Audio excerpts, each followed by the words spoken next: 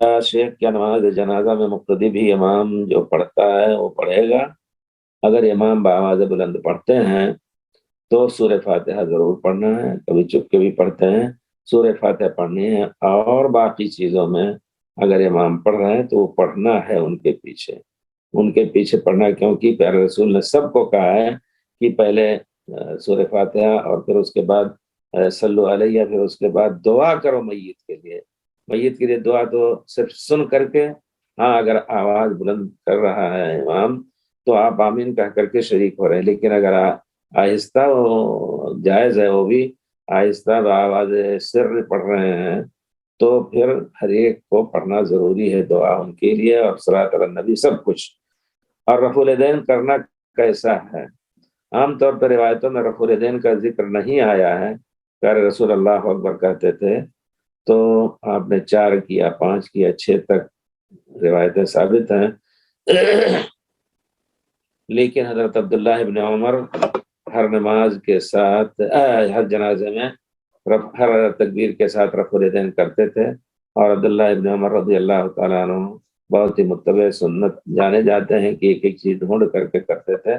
तो उम्मीद है कि उन्होंने कभी देखा होगा प्यारे रसूल को, दूसरे सहाबा ने नहीं नकल किया, तो नकल ना करना ये अदमे रफ़ा की दलील नहीं है। तो और बाद उलमा कहते हैं कि नहीं, दोनों जायज़ है, और रफ़ुल यदैन अगर करना चाहता है तो इस असर की बिना पर कि प्यारे रसूल से उन्होंने सुना होगा, देखा होगा कभी, तो कभी रफ़ुल यदैन करे और कभी छोड़ दे, ये एक मुतवस्सित बात कही गई है। लेकिन बहरहाल जायज़ है करना, अगर मुस्तकिल कर रहा है तो कोई हर्ज नहीं है। शेख ये जनाजे की नमाज की हद तक ही है ना शेख? जी, और आम नमाजों की भी? आम नमाजों के लिए रफ़ुल यदैन वाज़ेह तौर पर बुखारी शरीफ वगैरह की रिवायतें हैं। मुझे बड़ा अफसोस होता है कि हमारे उलमा, और ख़ास तौर पर उलमाए देवबंद, उलमाए बरेली और कोई भी हो, जो इस हदीस को किस मुँह से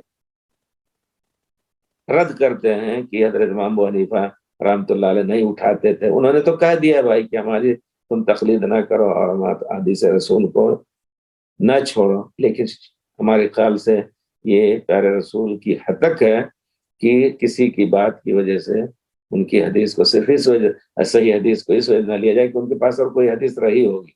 कोई ऐसी सही हदीस नहीं मिल सकती है जिसमें आदम रफ़ुल यदैन की कोई रिवायत हो या नाफ के नीचे हाथ बांधने की रिवायत। ये एक आम बात है, इसमें कोई शुबा नहीं है।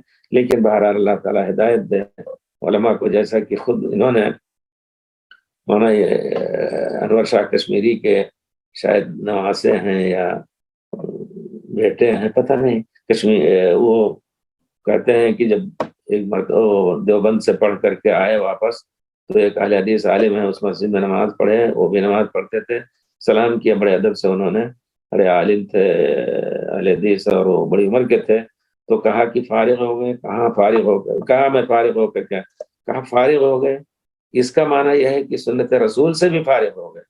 तो कहा ये बात सुन करके मेरे दिल में बहुत बहुत चोट लगी, तो मैंने मुताला करना शुरू कर दिया।